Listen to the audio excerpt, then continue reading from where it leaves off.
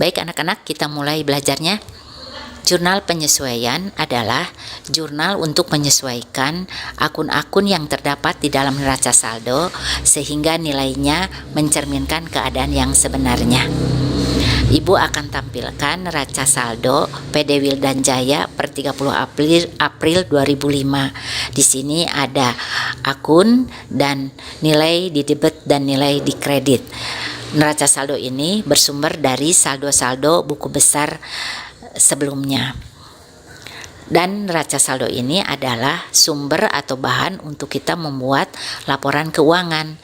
Tapi sebelum menuju ke tahap pelaporan, kita harus menilai dulu akun-akun yang terdapat di dalam neraca saldo ini, apakah nilainya sudah mencerminkan keadaan sebenarnya atau belum.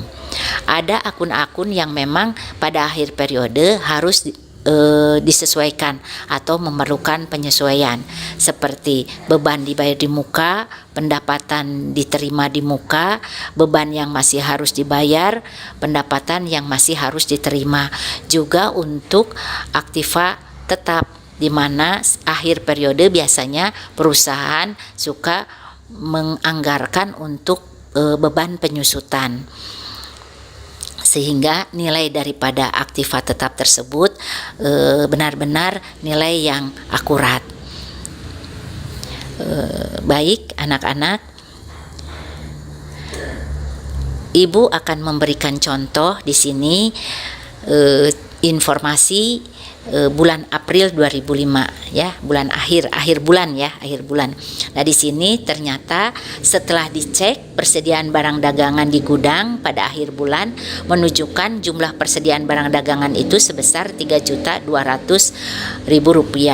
Bagaimana cara menyesuaikan persediaan barang dagangan dengan menggunakan metode ikhtisar laba rugi.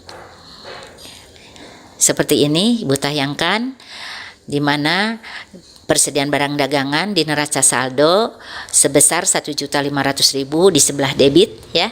Kemudian setelah hasil pemeriksaan ternyata persediaan barang dagangan ada Rp3.200.000. Nah, tentunya di neraca saldo ini yang sebesar Rp1.500.000 itu adalah persediaan barang dagangan awal ya. Dan hasil pemeriksaan per 30 April ini adalah merupakan persediaan barang dagangan akhir.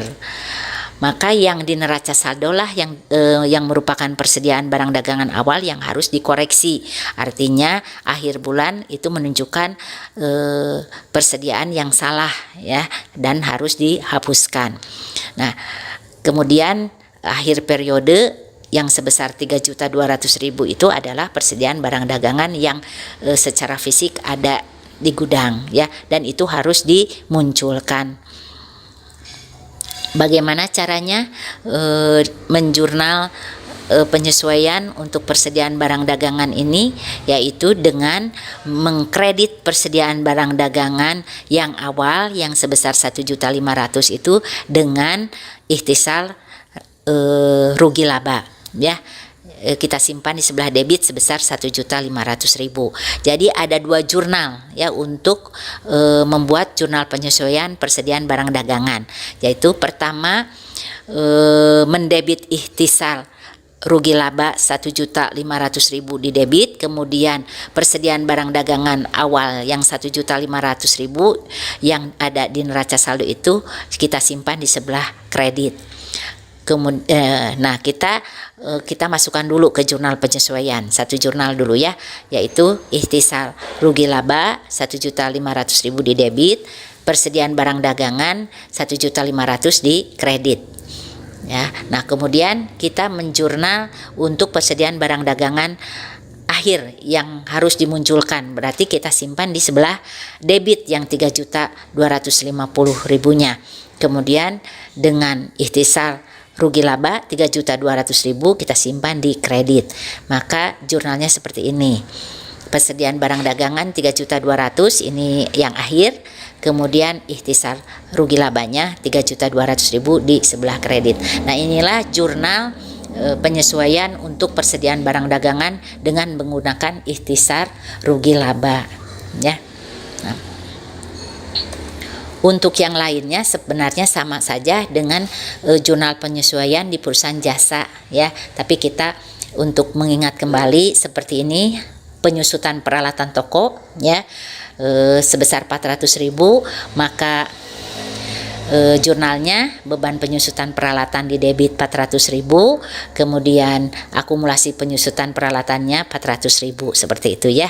Ini di kredit sama semua untuk harta tetap yang disusutkan seperti ini, kecuali tanah ya, tanah tidak ada penyusutannya.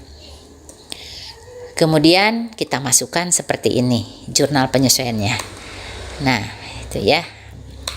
Kemudian untuk perlengkapan toko misalnya, nah kalau perlengkapan toko tersisa sebesar 150.000, berarti berapa yang terpakainya, begitu kan?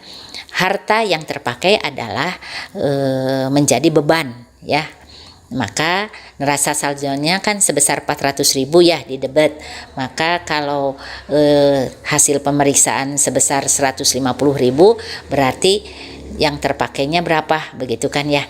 Yang terpakainya berarti yang terpakainya 250.000, dan itu merupakan beban ya.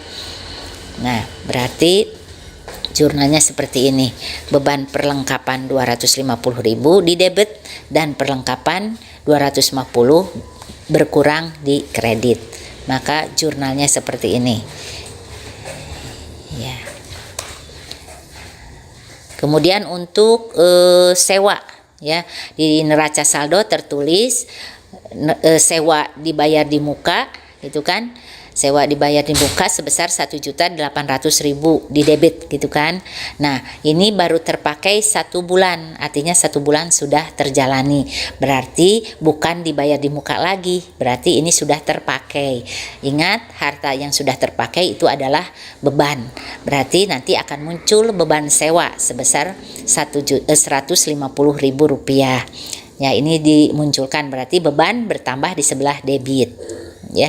Nah kemudian berapa sewa dibayar di mukanya, berarti sewa dibayar di mukanya tinggal 11 bulan ya yang belum dijalani, maka sewa dibayar di mukanya tinggal 1.650.000 lagi, begitu kan.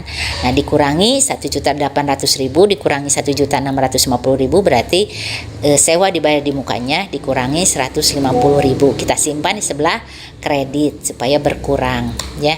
Maka jurnalnya seperti ini, beban sewanya di debit 150.000, sewa dibayar di mukanya di kredit 150.000. Nah kemudian untuk gaji yang belum dibayar, berarti perusahaan mempunyai utang ya, sudah menjadi beban tetapi perusahaan belum membayarnya, berarti munculkan beban gaji 100.000 di debit. Ingat, beban bertambah di debit, kemudian utang bertambah di kredit, maka